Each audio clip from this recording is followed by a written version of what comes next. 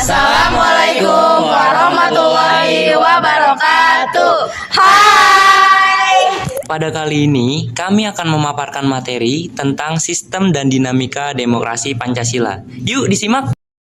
Demokrasi berasal dari dua kata dalam bahasa Yunani, yaitu demos yang berarti rakyat dan kratos yang berarti pemerintahan. Seorang negarawan Abraham Lincoln menyebutkan bahwa demokrasi adalah suatu sistem pemerintahan dari rakyat, oleh rakyat, dan untuk rakyat. Klasifikasi demokrasi berdasarkan titik berat perhatiannya. Demokrasi dibagi menjadi tiga, yaitu demokrasi formal, demokrasi material, dan demokrasi gabungan. Berdasarkan ideologi dibagi menjadi dua, yaitu demokrasi konstitusional atau demokrasi liberal dan demokrasi rakyat atau demokrasi proletar. Berdasarkan penyaluran kehendak rakyat, demokrasi langsung dan demokrasi tidak langsung. Prinsip dari demokrasi yang akan mewujudkan suatu sistem pemerintahan yang demokratis yaitu 1. Menyelesaikan perselisihan dengan damai dan secara melembaga.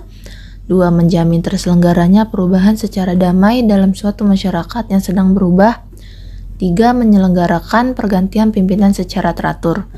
4. Membatasi pemakaian kekerasan sampai minimum. 5. Mengakui serta menganggap wajar adanya keanekaragaman. Dan 6. Menjamin tegaknya keadilan. Konstitusi prinsip demokrasi.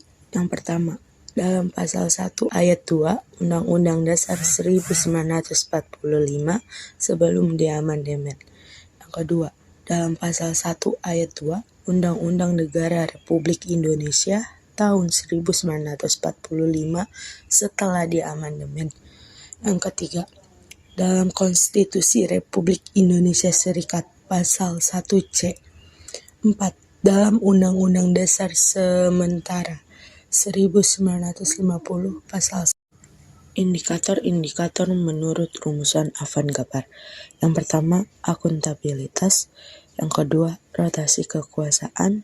Yang ketiga, rekrutmen politik yang terbuka. 4. Pemilihan umum. 5. Pemenuhan hak-hak dasar. 10 pilar demokrasi konstitusional Indonesia menurut Pancasila dan Undang-Undang Dasar Negara Republik Indonesia 1945. A. Demokrasi yang berketuhanan yang Maha Esa. B. Demokrasi dengan kecerdasan. C. Demokrasi yang berkedaulatan rakyat. D. Demokrasi dengan rule of law. E. Demokrasi dengan pemisahan kekuasaan negara. F. Demokrasi dengan hak asasi manusia. G. Demokrasi dengan pengadilan yang merdeka. H. Demokrasi dengan otonomi daerah. I. Demokrasi dengan kemakmuran. Dan J. Demokrasi yang berkeadilan sosial.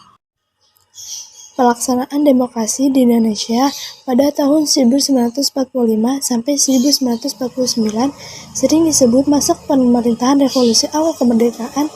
Pelaksanaan demokrasi baru terbatas pada berfungsinya PENS yang mendukung revolusi kemerdekaan.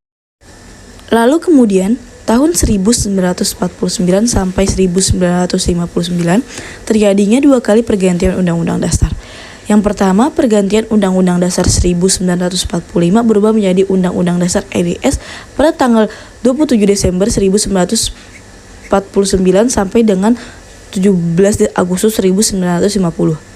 Lalu yang kedua, Undang-Undang Dasar RIS berganti ke UUDS pada tanggal 17 Agustus 1950 sampai 5 Juli 1959.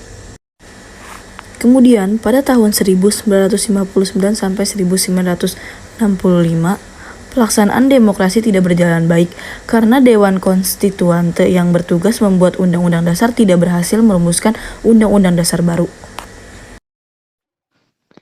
Pada tahun 1965 sampai sekarang adalah masa transisi pemerintahan Soekarno. Karena pada masa itu terjadi pergolakan politik yang menyebabkan keluarnya Supersemar atau Surat Perintah 11 Maret.